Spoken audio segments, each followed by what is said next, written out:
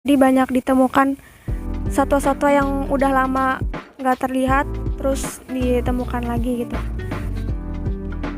Terus waktu kemarin kan sempat ramai gitu Mas yang dibicarakan monyet masuk kampus. Nah itu untuk kasus tersebut tanggapan dari UKF-nya gimana Mas? Atau itu karena ada pengaruh dari kampus yang sepi atau bagaimana?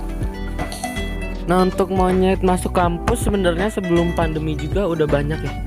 Dan itu sempat jadi pembicaraan internal juga dari UKF sendiri, gimana karena banyak dosen-dosen juga dari perumahan dosen itu yang terdampak dari gangguan monyet ini, kayak genting-gentingnya dicabutin, tanamannya dirusak, bahkan diganggu gitu walaupun orang lagi jalan gitu diganggu, lagi bawa belanjaannya ditarik-tarik gitu.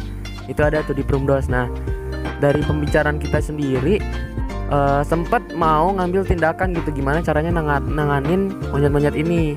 Dan ketika dipikir-pikir itu emang susah banget karena pertama kita nggak tahu nih asal monyet ini tuh dari mana. Dan monyet itu kan hidup berkelompok, kita juga nggak tahu kelompok-kelompok monyet di IPB ini ada di mana dan tersebar di mana. Jadi itu mungkin susah. Dan hal yang menarik dari saya pernah sharing dengan Pak Resid namanya, itu dari PPS Cikananga, tentang rescue monyet liar ini di wilayah urban ya. Mungkin bisa diantisipasi dengan cara mengorbankan satu monyet, yaitu monyet alfanya gitu. Jadi ya mau nggak mau kalau nanganin kasus monyet liar ini masuk ke urban, bisa jadi caranya itu ya dengan membunuh alfa monyetnya itu. Nah, itu masih asumsi sih, jadi kemungkinan ketika nggak ada pemimpinan lagi monyet ini, maka mereka akan mencari wilayah lain, bisa jadi seperti itu. Dan kalau untuk aksi dari UKF-nya sendiri kita belum ada, karena emang ini memerlukan riset jangka panjang ya. Jadi kita pertama harus nyari tahu asal monyet ini dari mana, persebarannya di mana, berapa kelompok, dan akhirnya ya baru ngambil tindakan gitu. Jadi ini belum sempat sih, cuma ada pembicaraan internal aja dari UKF-nya sendiri. Oke, lalu untuk peranan UKF sendiri sebagai salah satu lembaga mahasiswa yang berkaitan dengan fauna, menangani masalah satwa yang ada di kampus itu seperti apa Mas?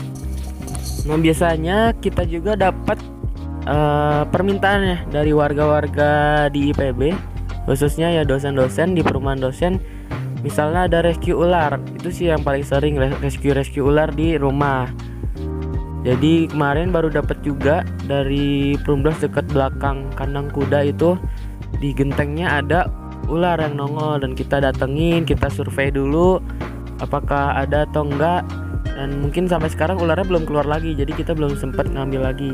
Tapi sebelumnya emang banyak banget kayak ular sanca dan ular kobra gitu emang masuk ke rumah, dan itu banyak warga-warga yang minta untuk diambil ularnya, di rescue gitu. Setelah di rescue kita lepaskan biasanya di dekat Sungai Ciapus ya gitu. Selain rescue, kita juga biasanya memberikan pelatihan kepada kader-kader yang mengenangani masalah satwa, kayak misalnya pelatihan di organisasi IPB lain gitu, kayak Satli dan lain sebagainya, untuk apa ya, menangani satwa-satwa di kampus ini.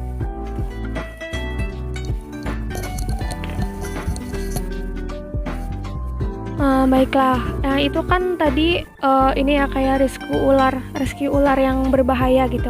Nah kalau kolaborasi antara pihak kampusnya ada nggak Mas untuk menangani hal tersebut mengenai satwa yang berbahaya gitu?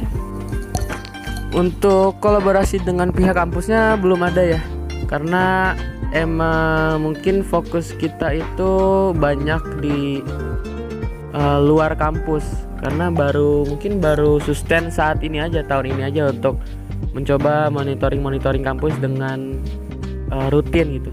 Karena sebelumnya biasanya kita ngambil data pengamatan turun lapang itu di luar Bogor, tapi masih Pulau Jawa gitu. Jadi untuk kolaborasi antara pihak kampus belum ada, tapi insya Allah kedepannya bakal ada sih tentang terkait ex situnya di PB itu sih mungkin. Ya, semoga kedepannya bisa ada gitu ya kolaborasi lebih antara pihak kampus dan juga UKF-nya. Nah, kemudian tadi kan kegiatan UKF tuh ada monitoring kampus, kemudian juga UKF ini kan basisnya emang kegiatan di lapang gitu. Nah, selama pandemi ini ada nggak sih hambatan dalam melakukan kegiatan-kegiatan tersebut? Untuk hambatan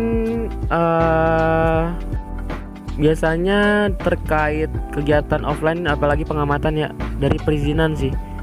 Dari perizinan, kalau awal-awal kita kebetulan agak terhambat karena perizinannya lumayan kompleks.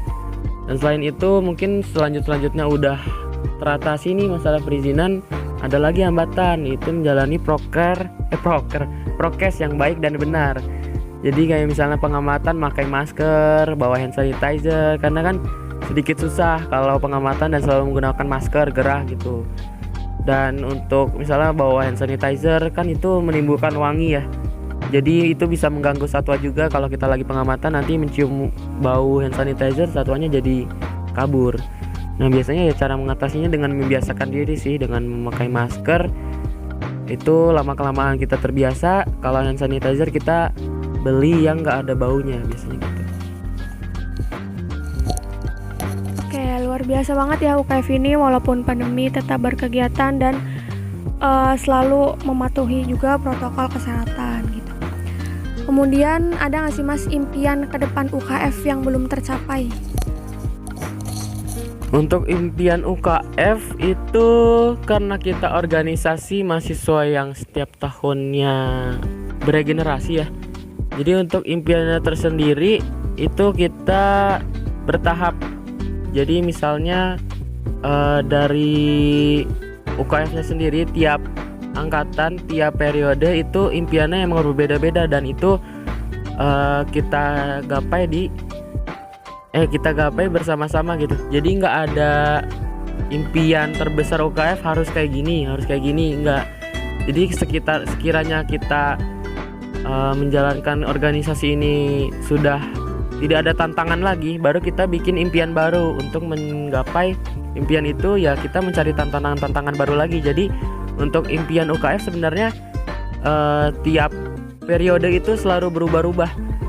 Karena misalnya dari impian terbesar UKF itu dulu kita sempat berani ngadain ekspedisi batas negeri. Itu dari angkatan UKF berapa saya lupa, dan itu mungkin kegiatan terbesar UKF ya pada masanya.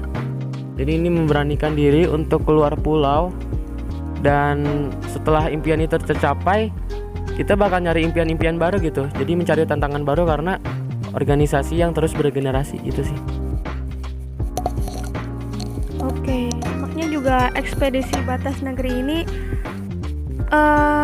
kayak kalau saya pernah lihat di Instagram UKF juga kayak wow banget gitu. Nah, terakhir nih Mas, pesan untuk mahasiswa-mahasiswi terutama yang ada di IPB untuk tetap menjaga alam dan juga melakukan konservasi.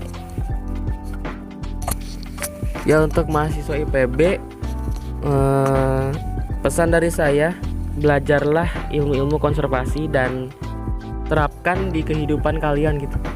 Jadi ketika kalian belajar tentang konservasi, mencintai alam di masa bangku kuliah, itu bukan berarti nanti bidang kerja kalian harus mengarah ke sana, tidak. Tapi lakukan prinsip-prinsip konservasi di bidang kerja kalian sendiri. Jadi misalnya kalian ada yang bekerja arsitek, ya terapkanlah prinsip-prinsip konservasi, prinsip ekologi di dalamnya gitu. Karena apa? Karena dengan mencintai alam, bahkan alam pun akan membalasnya gitu. Jadi kita berhubungan timbal balik dengan alam, dan mau nggak mau itu harus dari kesadaran diri sendiri, karena kalau bukan kita siapa lagi gitu. Itu sih. Oke, mencintai alam ya Mas ya.